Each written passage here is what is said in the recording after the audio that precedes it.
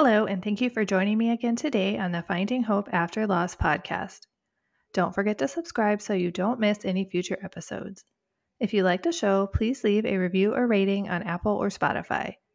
It only takes a moment and really helps the show reach more loss and infertility families. Last week, we had part 1 of the negative and positive medical experiences that you shared. These are both the good and the bad experiences you had while going through either infertility or pregnancy and infant loss. Today's episode is the final part of the experiences you shared. I'm curious if you like this format of the show. Would you like to hear more episodes with things submitted by the listeners?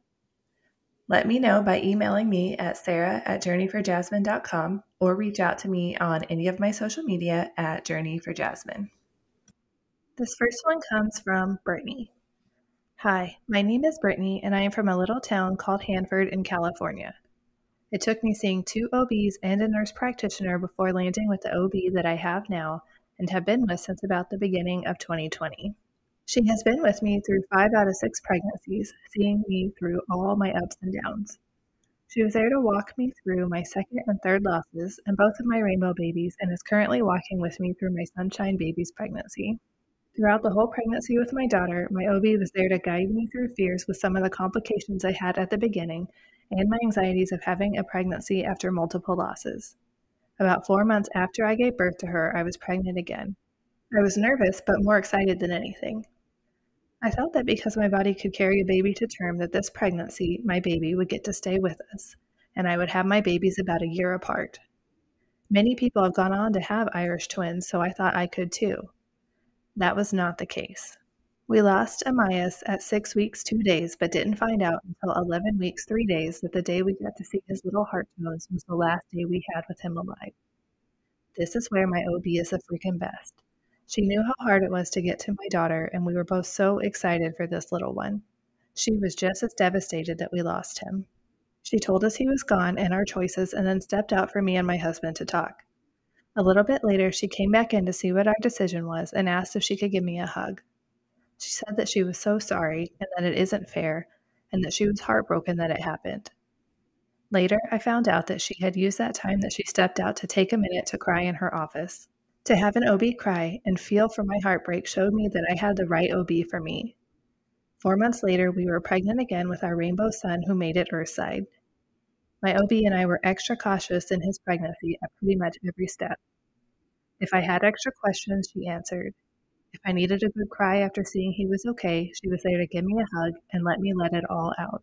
She took the extra time with me, even though she always had a full day with patients. I am now pregnant with our last baby, our little sunshine. She is still the attentive doctor as she has been throughout all my 5 pregnancies I have been through with her. I am so lucky to have found a doctor that is willing to work with me and answer any questions to fill in gaps. She is definitely a 1 in a million doctor. This next one comes from Allie. My name is Allie, and I live in the Seacoast area of New Hampshire. My experience of the loss of my son Tate connected me with an incredible pregnancy loss doula. At 19 weeks, 6 days, I went into premature labor and delivered my sweet boy the next day at 20 weeks. I know I am not alone, but when experiencing a loss like this, it is difficult to consider anything outside of the immediate loss. When I was admitted, the team of midwives and nurses shared that the hospital had a doula they provided that specialized in pregnancy loss. I hesitated because I tend to want to be alone in challenging situations, but I am so grateful they gently pushed me to at least meet her. She is the definition of warm, kind, and gentle in her approach to support. She shared a bit about her background and helped me navigate all my options when it came to the care of my baby and myself, many things that I am still so thankful for today. She shared a bit about her background and helped me navigate all my options when it came to the care of my baby and myself, many things that I am still so thankful for today.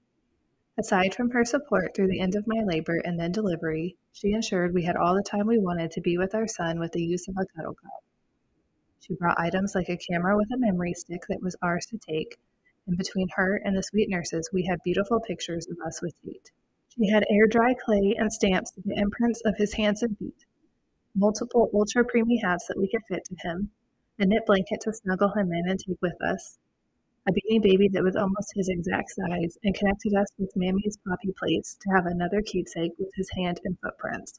These are all cherished items, but there were two additional things she provided us that are truly invaluable to us. The first was two fabric hearts, one that he held while we snuggled, and one that I put on my chest.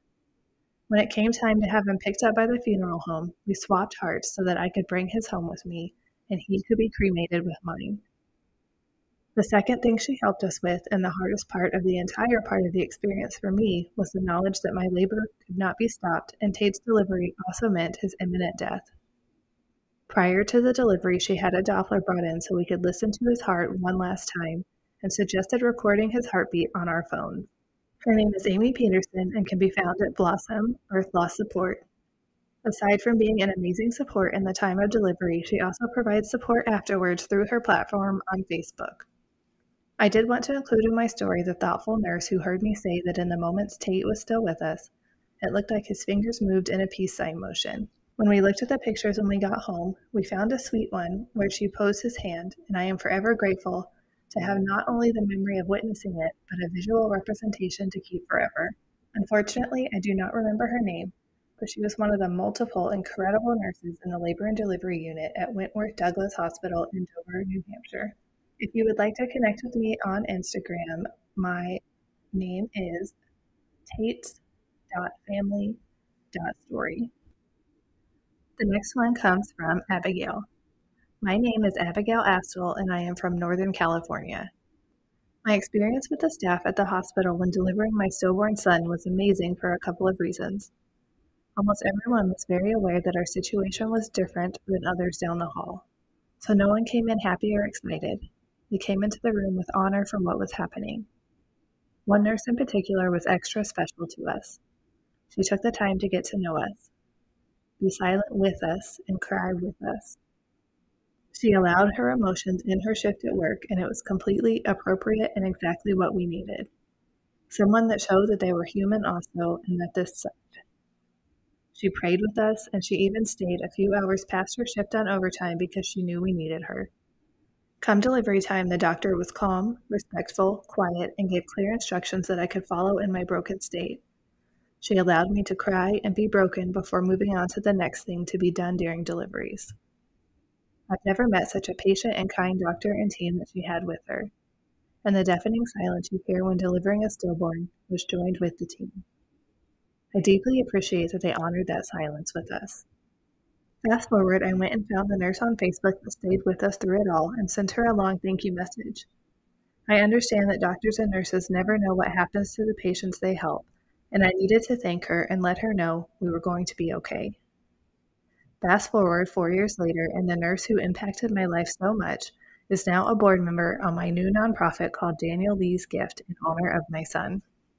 All of this journey has come full circle, and there has been so much healing and growing along the way. I am forever grateful for the staff we had when I delivered my son. They are such a permanent part of his story, and I love that.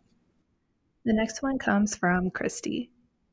Hi everyone, I'm Christy from A Mother's Chance.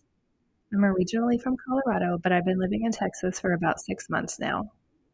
Unfortunately, I experienced the devastating loss of my daughter, Arabella, through stillbirth. During that incredibly difficult time, I had the most amazing nurse.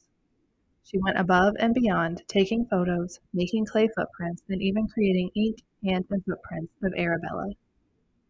She also gave us a special blanket for her, and at the very end, she gently wheeled me out and gave me a warm goodbye hug. I'll forever be grateful for her kindness and compassion. It made such a difference during an otherwise unbearable experience. This next one comes from Rachel. My name is Rachel, and we lost our son Henry at 33 weeks gestation after a routine pregnancy.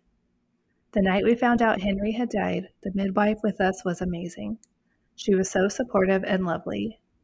She went above and beyond when she volunteered to be our midwife for his birth a couple of days later. Knowing the face and person we would go back to was such a big help. She was amazing through my labor, just incredibly calming. When Henry was born, it was so clear she had listened to everything we had said in the lead up. But more than that, she treated Henry like any normal baby. She spoke to him, cared for him so gently, and those are memories I will never forget. I'd go as far as to say some of my favorites. I later learned that I was the first lady she'd seen told her baby had died, and Henry was the first stillbirth she had been part of. It makes the care we received even more special. I feel it was incredibly brave of her to volunteer herself, and we were so grateful. She was clearly a natural in bereavement care, and we were so lucky to have her. We still keep in touch every now and then. She's lit candles for Henry in various cathedrals and wished him a happy birthday. I very much hope she's a part of any future deliveries I have, with different outcomes, of course. This one comes from Nini. My name is Nini, and I'm from Anaheim, California. My son was stillborn on August 19th, 2024. My mom is a labor and delivery nurse, and she was there assisting with the birth, helping me with the bedpan, getting my epidural, and even being the last family member my son was with when we left the hospital, because I just couldn't bear to see him go. She really put her nurse cap on to be there for me and my husband, and put her personal ties to seeing her first grandbaby pass on hold. My caseworker was also amazing. She made herself available to me from beginning to end. She made sure the process of me leaving the hospital went as smoothly as possible and went through all of my options. She handled him with so much love and respect. She even put a hat on him because I had him wrapped in a blanket the entire time he was with me. She made sure I had all my discharge medications, the hallways were completely cleared when I was being wheeled out, and that I would go straight to the car. I saw her a month and a half later at a Walk to Remember for Pregnancy and Infant Loss, where there were thousands of people, and she remembered me and hugged me for so long and told me how proud she was of me being there. I'll never forget her forever. My bad experience was with an overnight nurse after my son passed in postpartum. She refused to acknowledge my son. He was in a bassinet on ice, and even made weird faces. When I would ask for more ice packs for him, she would roll her eyes and begrudgingly bring them. I was on IV antibiotics since I was in labor for 5 days, so I was at risk of infection. She was having issues with changing the bag and spilled 75% of the bag and just skipped my dose instead of getting a new bag. We were just so focused on my son that we didn't want to bother with it. We just wanted her out of the room as soon as possible. This next one comes from Anna. She was my night shift nurse the night before I delivered the first of the twins. I had been in bed upside down for days at this point. I felt gross. My curly hair was a tangled mess. Jana Lee took out my epidural in order to help me to the shower. Once in the shower, she helped me clean up and wash my hair. The hospital didn't have any brushes, and I didn't bring one, so she went to her locker and grabbed her personal brush and used that to help untangle the mess that was my hair. The next day, I gave birth to the first of my twins at 19 weeks, 5 days. The team of nurses in the room during delivery were wonderful and had the foresight to grab my husband's phone to take photos and videos of my sweet Taylor while she was alive and in our arms. I treasure those photos and videos. After Taylor passed, the nurses the next few days were so good to us. They found a professional photographer that donated their time to take free photos of us and Taylor. They printed off some of the photos of us and Taylor and put them into a photo album for us. They did the traditional hand and foot ink prints and also took the time to make plaster molds of her hands and feet for us to hold in our hands forever. They brought in a pile of blessing dresses and let us pick our favorite for her that actually fit her tiny body. They even found a funeral for us that wouldn't charge. They did all of that and so much more. They were just so good to us. 5 days after Taylor's birth and passing, my water broke. Riley was stillborn not long after, at 20 weeks and 3 days. Once again, they did everything they had done with Taylor, again with Riley.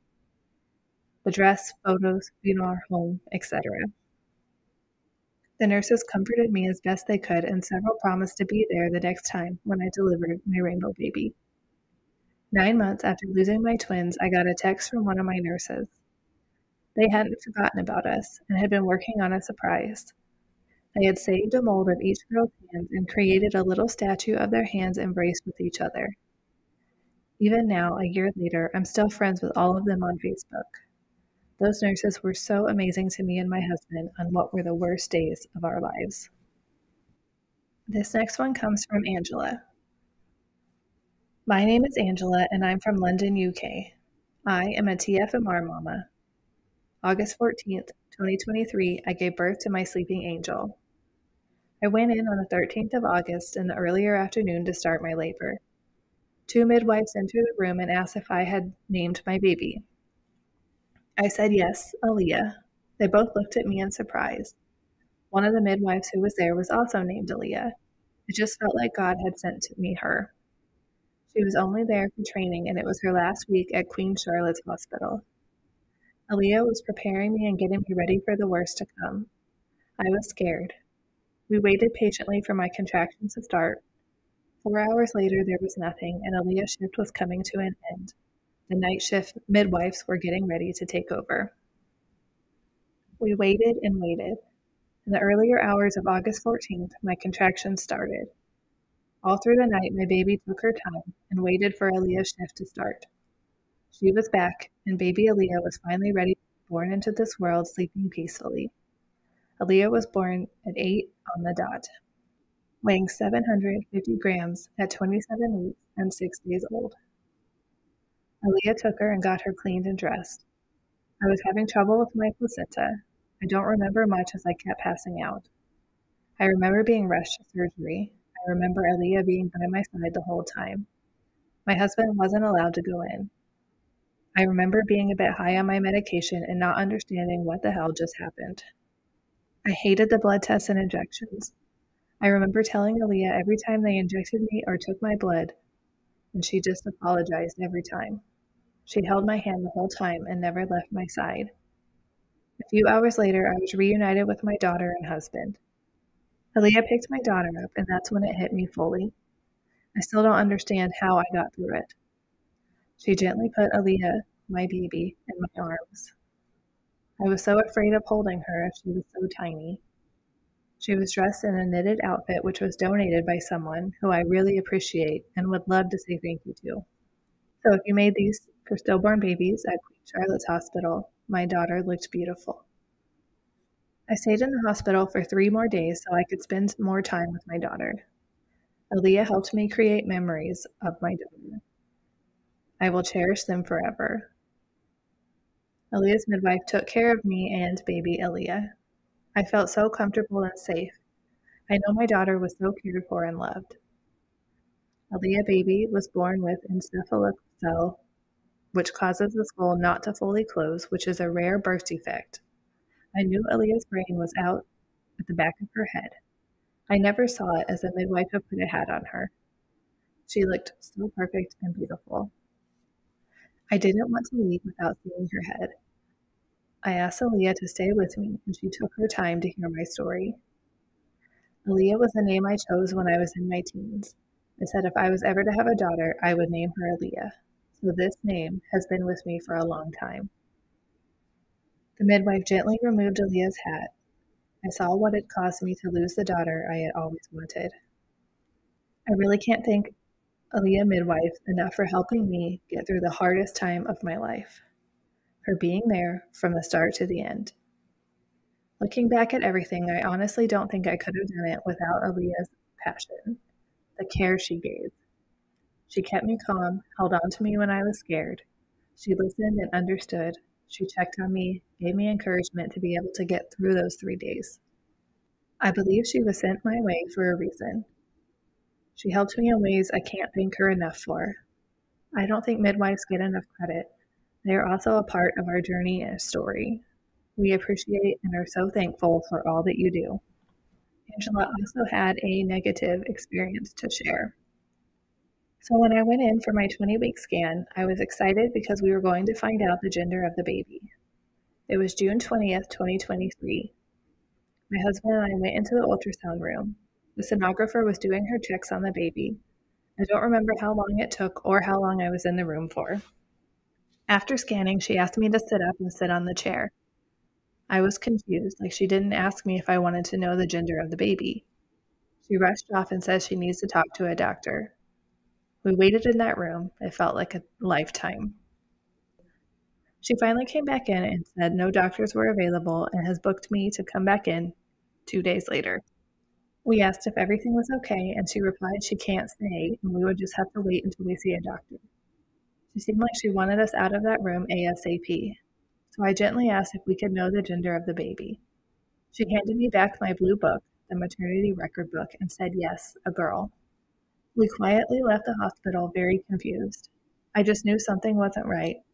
I sat in the car and decided to read the paperwork she put in the blue book. Capital letters, encephalocele, a word I couldn't even pronounce. So I grabbed my phone and started to Google it. There it was, a list of negative comments. Rare disease, low chance of survival, very low quality of life. It was my birthday the next day on the 21st of June.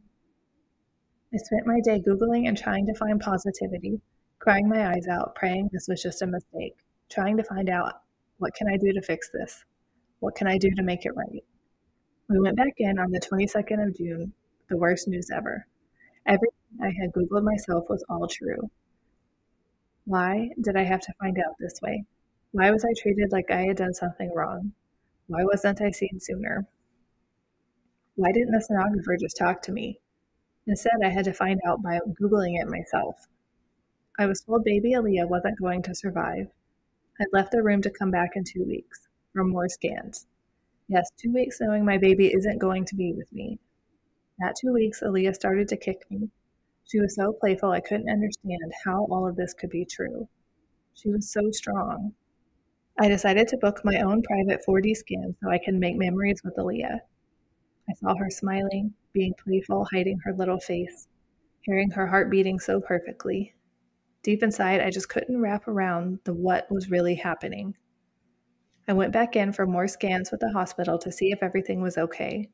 But then the doctors arrived, and that's when they told me to think about having a termination and asked me what I was thinking.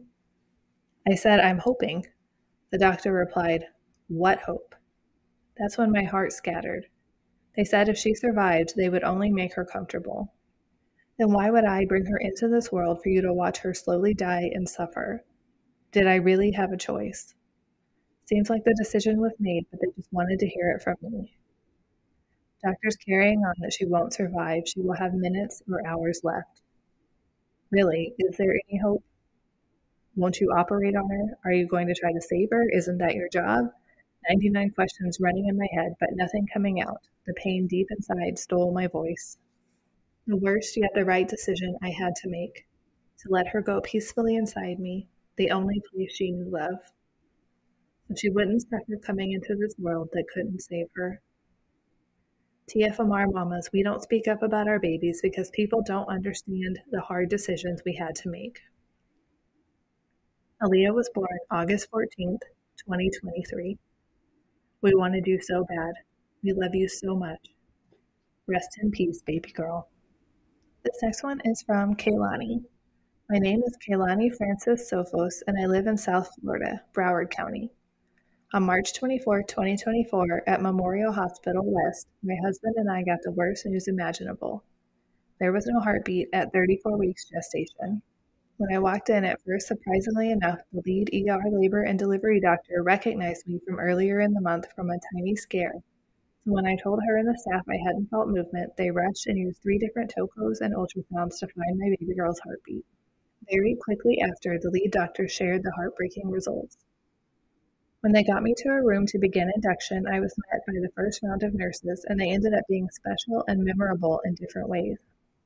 I was in the hospital for a total of 4 days, and I truly don't think I could have made it through those days without nurses Bethany, Allie, Dr. Sherson Gray, and Lindsay.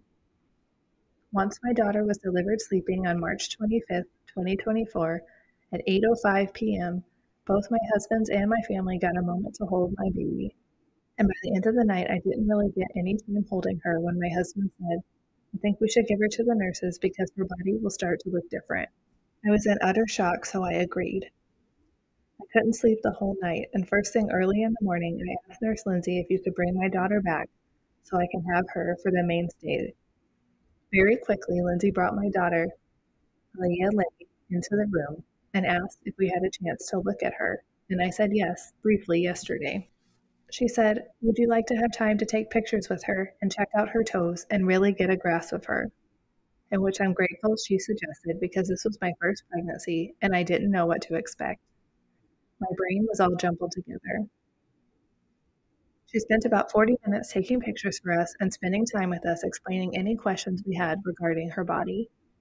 This might seem insignificant, but I know nurses and doctors in hospitals didn't have that much time to cater to one patient, so it was greatly appreciated.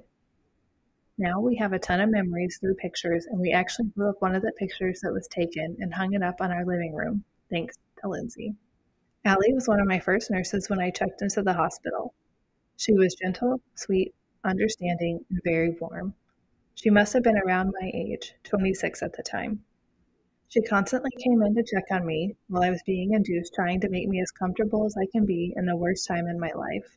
What really stood out to me about Allie was that she had her day off the day that Aliyah Lay was born, March 25th, and when she came into work early, the 26th. She spoke to some nurses and found out that I had been delivered and moved to another room. She went up the elevator and straight into my room to hug my husband and I, check in, see my baby girl, and give her condolences. Her eyes the entire time were filled with water, until she quickly burst into tears and immediately left the room. It was so refreshing to look back to see so much humanity in a nurse. Considering they see so much already, they stay composed and keep everything very professional. I can tell she really cared and went out of her way for us. Bethany was the nurse I had when I first came into the hospital as well, but she was actually the nurse on duty in my room when I delivered. She was so compassionate, and there's one conversation where she expressed why she continued to check on me continuously more than the average. At 5 a.m., March 25th, 2024, she came into the room as I was crying. She sat down on my bed, hugged me, and wiped away my tears. She told me how brave I was and that even though this is a very terrible time, that things would get better. Bethany said that in her line of work, she's seen a lot of tragic things and that my experience would be one of those tragic things that she takes home with her. She said she would always remember me. They're trained to stay composed and not let things get to them. But I can tell my horrible nightmare had gotten to her. I was 26 at the time, newly married, 34 weeks expecting my first baby, which was healthy up until all her movements and somersaults tied her up with the umbilical cord around her neck twice and her arm once. Dr. Shershin Gray is my OBGYN who delivered my baby girl. She has always been an amazing doctor who never treats you like another number. She will spend an hour with you at your appointment talking through things and getting to know you personally. But the night that she delivered my daughter, she stayed longer to check on how I was doing and shared a touching story of how her second child, who was also a girl, was stillborn when she was 31 weeks pregnant about 10 years ago. Dr. Gray sharing her story oddly made me feel comfortable and at peace. As this was my first pregnancy, and unfortunately this was the outcome, it made me feel less lonely. I wasn't the only one that's been through something similar. It made me feel supported when I felt everything was shattering around me. I would have never known that Dr. Gray had gone through this if she didn't share it, because she's so beautiful, accomplished, and brilliant. Though her sharing it gave me strength to know that you can come up on top after such a tragedy. I didn't even know what a stillborn was until it happened to me.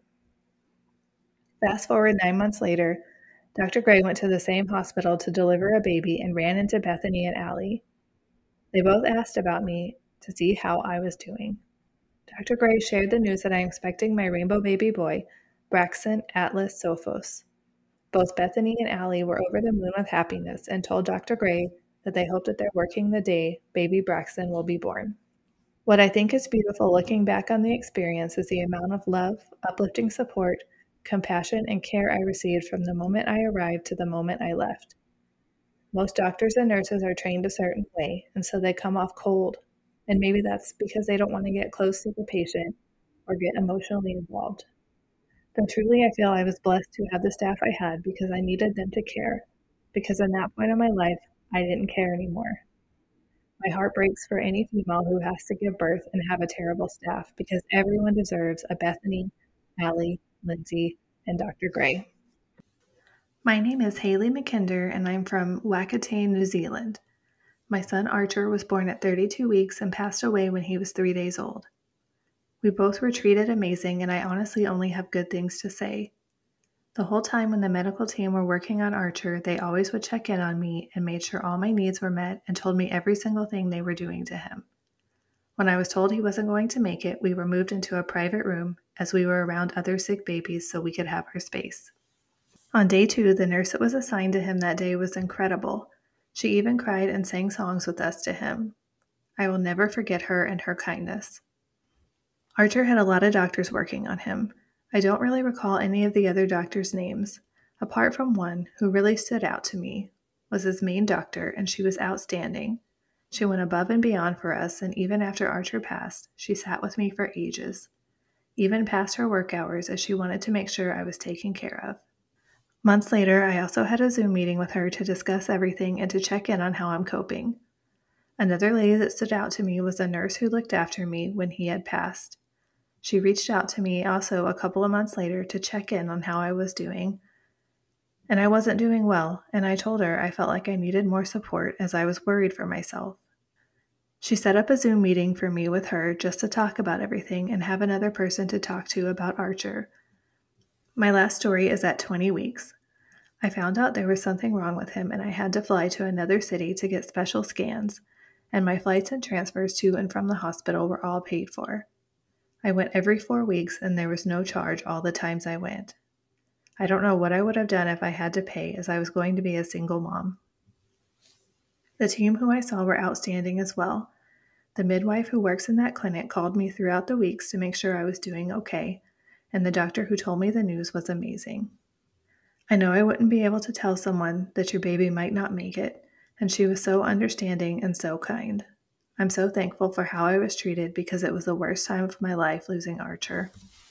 I don't know what we would have done if I didn't have the kind people around us, and it breaks my heart that not all of us get treated the same way. Thank you for listening to our story. This next one is a voice recording sent in by Stephanie. My name is Stephanie Rose, and I had a terrible experience with EVMS, maternal fetal medicine, in Virginia Beach. After my daughter Maylene was stillborn in May of 2023, I started doing a lot of research on stillbirths. I found Measure the Placenta and really dove into all the work they are doing to improve care. I found that MFM will include measuring the placenta in their anatomy scan at 20 weeks. So when I was pregnant with my rainbow baby, I asked my midwife to refer me to MFM for that scan. I love my midwife, and she was so great with me during my pregnancies. She's actually the one I spoke about when I described a good experience that I had during my stillbirth. She referred me to EVMS, which is the hospital they work with, and I scheduled an appointment. Now, this practice is about 3 hours away, so when I made the appointment, I asked if they would be measuring my placenta. The receptionist said yes. When they confirmed my appointment weeks later, I asked again and got the same answer from that receptionist. So I drove the 3 hours to meet with MFM in Virginia Beach. I went back with the tech, and before they started anything, I told her that my last pregnancy was a 40-week, 1-day stillbirth, and I'm very nervous, and I really want to make sure my placenta is measured. She looked shocked and said, "I'm so sorry," and reassured me that they do everything in this scan to make sure that I have a healthy baby. The doctor came in and introduced himself and explained how the process would work, and I asked him if my placenta would be measured. Yes, we do all that here," is what he said. "I'll be back at the end to discuss what we find." The tech does the scan. She's pretty quick. She finishes in about 30 minutes, and that includes teaching another tech how to do the scans. The doctor comes in after and explains how everything looks great and normal, and he asks me if I have any questions, and I said yes. What are the measurements of my placenta? He looks at me, and then he looks at his tech, and he says, "I don't have that information. We don't measure the placenta." I was so angry. Everyone had lied. I literally looked at them and I said, "So you guys just lied to me?" And he responds, "It isn't standard care." And I said, "So you told me you were going to measure my placenta. My daughter was stillborn at 40 weeks due to a placental issue, and I want to make sure this baby's placenta is growing as it should." He looks confused. And then he opens up my folder to check the records. Oh my gosh, it made me so mad. The doctor at maternal fetal medicine had not even read my chart. He had assumed I was referred here because I would be 35 at the time of delivery. He didn't even take a moment to read the chart before meeting me or even when reviewing my scans. And now, mind you, my stillbirth was right before this pregnancy. So he didn't have to dig in my information to find that. After looking over the file, he proceeds to explain that he cannot tell me why I had a stillbirth. And I responded quickly that that's not what I'm asking for. I'm asking that my placenta be measured. He says, well, that he can arrange for me to speak to the geneticist real quick. And of course, I don't mind talking to doctors about my pregnancy. So I said, sure, I'll talk to the geneticist. But I came here for my placenta to be measured, and that's what I want done. After speaking with the geneticist for a bit, he comes back and he asks if that satisfied my concerns. And I said, literally, I said, the geneticist and I both agree there are no genetic issues that caused my stillbirth. So are you going to measure my placenta now? And he begins to argue with me, and I put my hand up in the middle of him talking and I say, can my baby live without a placenta? And it's quiet. The technician, both of him get really quiet. And I know, I can see it in his face. He knows I'm not giving up. He knows that my baby can't live without a placenta.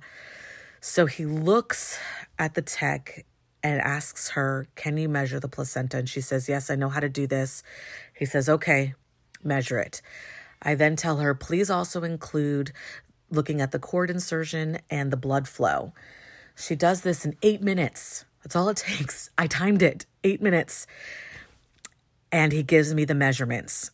Now, personally, I don't know what any of the measurements mean, but I knew before I walked in those doors, I was getting those numbers to ensure that they did what I wanted. I was not driving 3 hours back home, waiting another 2 weeks to meet with my midwife to find out they didn't do it. I wasn't leaving without that information.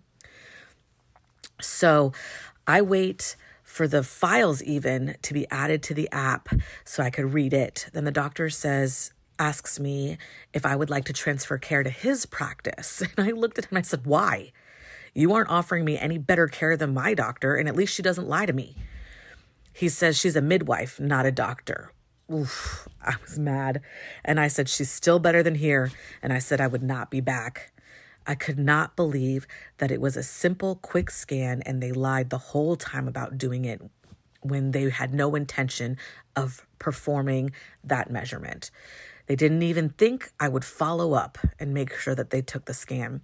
I don't understand why they made me argue and fight for something that should have just been included in my anatomy scan because I had a stillbirth previously due to a placenta issue.